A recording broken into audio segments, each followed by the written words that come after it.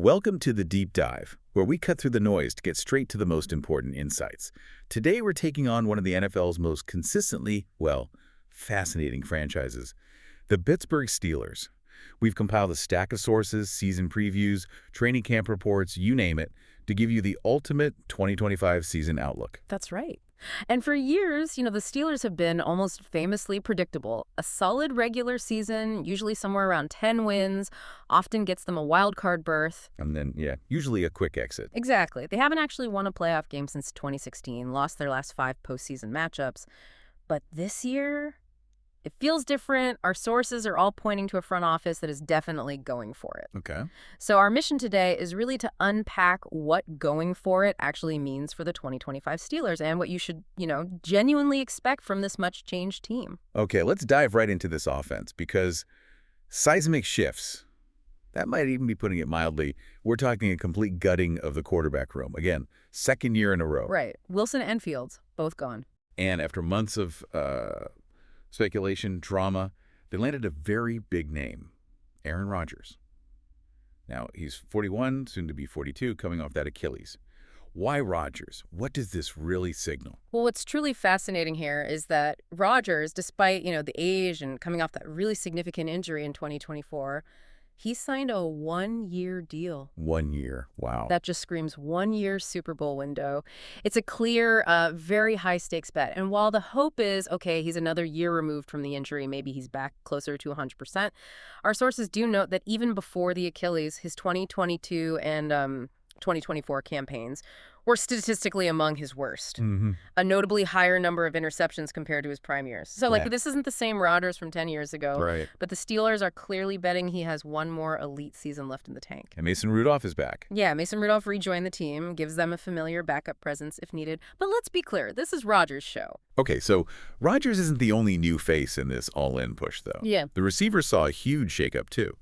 George Pickens, who was reportedly, let's say, disgruntled. Yeah, that seemed pretty clear. He got sent to Dallas, and in his place, they acquired DK Metcalf from Seattle. Immediately extended him. He's the new number 1. They also brought in tight end Jonas Smith. Some people were already calling him Rodgers' security blanket. What's the thinking there beyond just the talent? How does Smith fit, especially with Rodgers' history? Yeah, and that's where we hit a really interesting kind of strategic tension point. Because Rodgers, historically, has been a very wide receiver-centric passer. Yeah. I mean, check this out. A tight end has never recorded an 800-yard receiving season with him. Ever.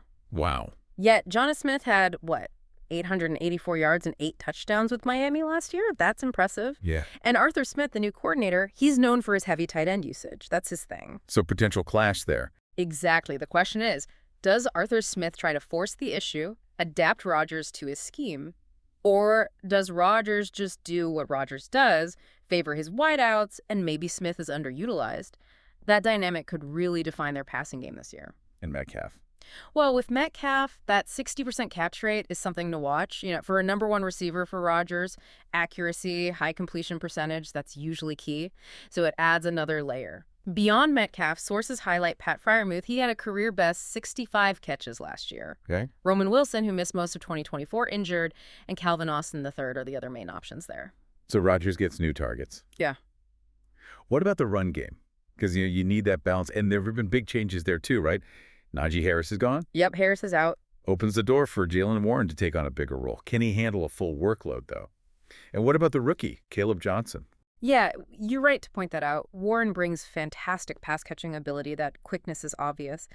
But sources suggest he's probably best as part of a committee, Not necessarily a guy who can replicate Harris's sheer volume carry after carry. Okay, makes sense. And that's where rookie Caleb Johnson comes in. Drafted in the 3rd round, really terrific tape out of Iowa. He could push for significant playing time very quickly, maybe even step into that Harris-like role, or potentially even beat out Warren as the lead back sooner rather than later. Oh, interesting. Yeah, it creates a fascinating internal competition to watch in that backfield. And protecting Rodgers, especially given the age, the injury, that's got to be priority number 1. The O-line has seen some movement too, lost James Daniels. How strong is this unit, really? It seems quite young. Is that a potential vulnerability? Well, despite some key departures like Daniels, the offensive line actually looks pretty strong on paper. Second-round rookie center Zach Frazier was terrific, really excelled, solidified the interior right away. Yeah. And Isaac Similo, he's a proven quality blocker, no questions there. Now, rookie fourth-rounder Mason McCormick needs to develop, sure. And Troy Fautanu looked good in his one game before getting hurt last year, but Broderick Johnson looks like the starter at tackle. What's striking is you have 3 probable starters from just the 2024 draft class on this line. 3 rookies Yeah. starting. Wow. Well, second-year guys now, technically. But yeah, it's a very young group for Rodgers, maybe the greenest he's ever played behind. That's how it looks like. It's a double-edged sword, right? High upside for the future, definitely. But there's a learning curve for a 41-year-old quarterback who needs, immediate protection and consistency. If they don't gel quickly, it could be a challenge. Okay, let's flip to the defense. In Pittsburgh, that's always been the foundation. You could argue it goes as far as T.J. Watt takes them, and that seems especially true for 2025. But beyond just saying Watt is great, what are the specifics? How does his presence lift the whole unit, especially with the new faces? Oh, absolutely. Watt's been, arguably top 3 defender in the league since his career began, easily. No question. And he just signed that record-setting extension, $123 million, on July 17th. Highest paid defensive player ever. That tells you his value. And his presence. It isn't just about his own sacks, though those are obviously huge. It's instrumental to the entire defense's efficiency. Like, look at 2022. Steelers were 8-2, ranked top 6 in pass defense EPA, that's expected points added. Basically how much they stifle opponents scoring through the air. With him on the field. With him on the field. Without him, they were 1-6 and ranked 30th. Wow, that's night and day. It's almost like 2 completely different teams. Last year, 11.5 sacks, NFL best 6 forced fumbles, and there's good depth on the edge, too, as Alex Highsmith, rookie Jack Sawyer, Nick Herbig. And the front 7 got stronger elsewhere, too, right? Yeah. First-round pick, Derek Harmon, athletic DT, poised to be the long-term replacement for Cam Hayward, who, by the way, turns 36 but somehow isn't slowing down. 4th All-Pro nod in 2024. Yeah, Hayward's been incredible. So this looks like great succession planning.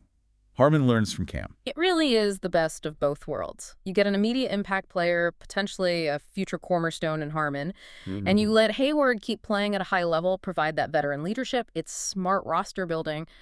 But the biggest splash on defense, no doubt about it, was in the secondary. Right. The Steelers were clearly not happy with their cornerback play. Joey Porter Jr., Cameron Sutton both took big steps back, according to sources. What did they do? They signed veteran Darius Slay in free agency. And then in that huge trade that also brought Jonna Smith over, The Ramsey trade. they got Jalen Ramsey from Miami, parting ways with Minkah Fitzpatrick in the process, which was a bit of a shocker. Okay, Slay and Ramsey, big names. But they're getting up there in age, right? Slay's 34, Ramsey turns 31. Is this another short-term gamble? Are they still playing at an elite enough level? Or is it just name recognition? That's a fair question. You look at the ages, Slay 34, Ramsey hitting 31 in October. But despite the age, reports are they're both still playing at an incredibly high level. They could genuinely form one of the best starting cornerback duos in the league. That veteran, savvy, elite coverage skills, it should significantly help Joey Porter Jr. too, give him top-tier mentors to learn from. And losing Fitzpatrick for Ramsey. Well, replacing Fitzpatrick with Juan Thornhill isn't necessarily an upgrade at safety on paper, but maybe the thinking is if Ramsey can truly lock down the opponent's best receiver, maybe that's a strategic trade-off they think is worth it for this specific win-now year. Interesting angle. Shifts the defensive responsibilities. Right. Aims to maximize coverage in those critical moments. So huge investments on defense to go with that offensive overhaul. But this brings us to, well, the elephant in the room for Pittsburgh.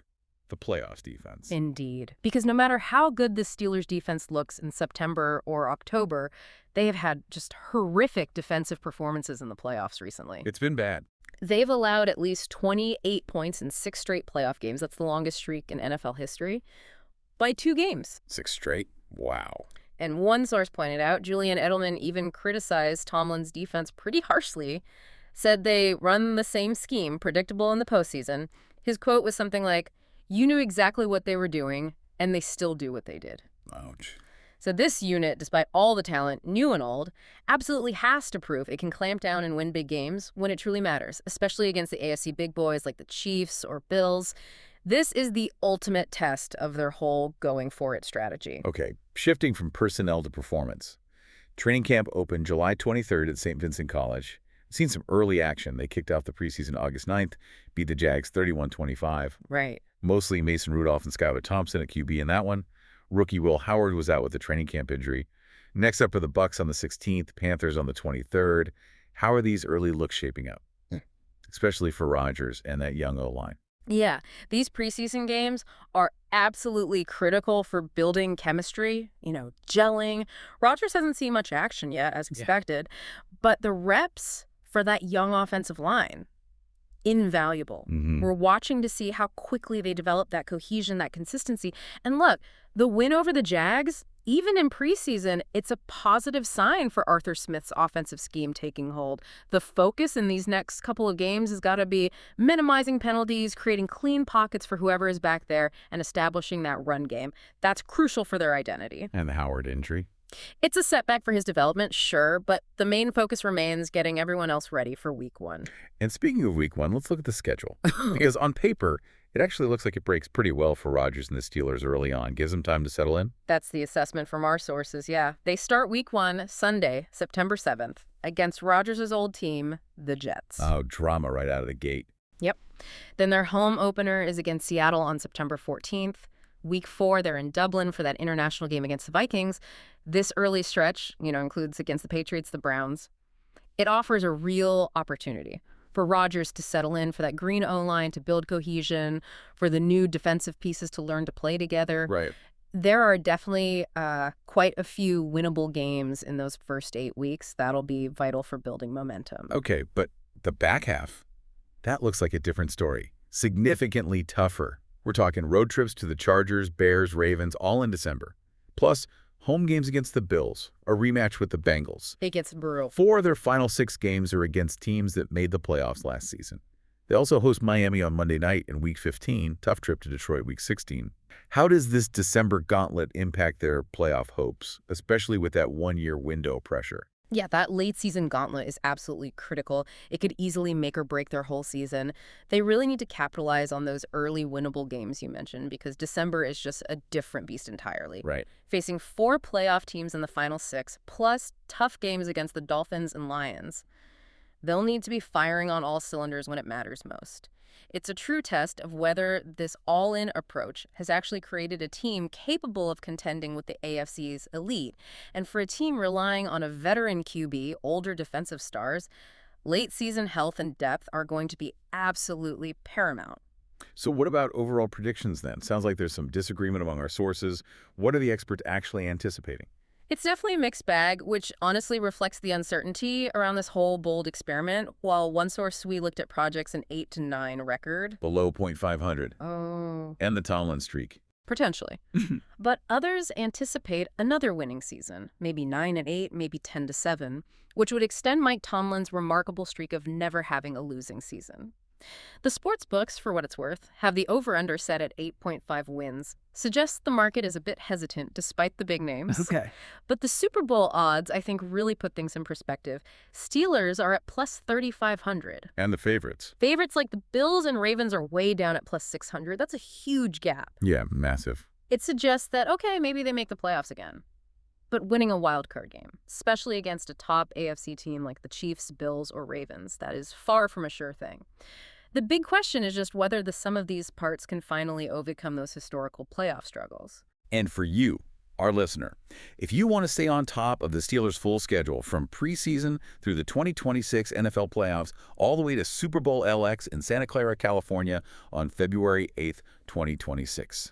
You can find all the printable schedules, TV lineups, everything you need at sportsbrackets.net. So, wrapping up here. The Steelers made bold, decisive moves this offseason. Rodgers, Metcalf, Ramsey, Slay. It's clearly an all-in approach. They're banking heavily on these veterans to elevate the team beyond that recent pattern of, winning records but quick playoff exits. Right. And the question that hangs over everything, something for you to really consider as the season unfolds, is this. What does success truly look like for this 2025 Pittsburgh Steelers team? Is just another winning season enough? Or does this bold experiment, resting on a 41-year-old quarterback, a revamped roster, Does it demand a deep playoff run? Maybe even a Super Bowl appearance to be called a success? Mm, And critically, what happens next year if this one-year window doesn't deliver and the search for Ben Roethlisberger's true successor has to begin all over again? that's a really provocative thought to leave you with. And it's exactly the kind of deeper analysis we love bringing you here on the Deep Dive. We hope this deep dive into the Pittsburgh Steelers season preview has given you plenty to chew on as the season gets closer.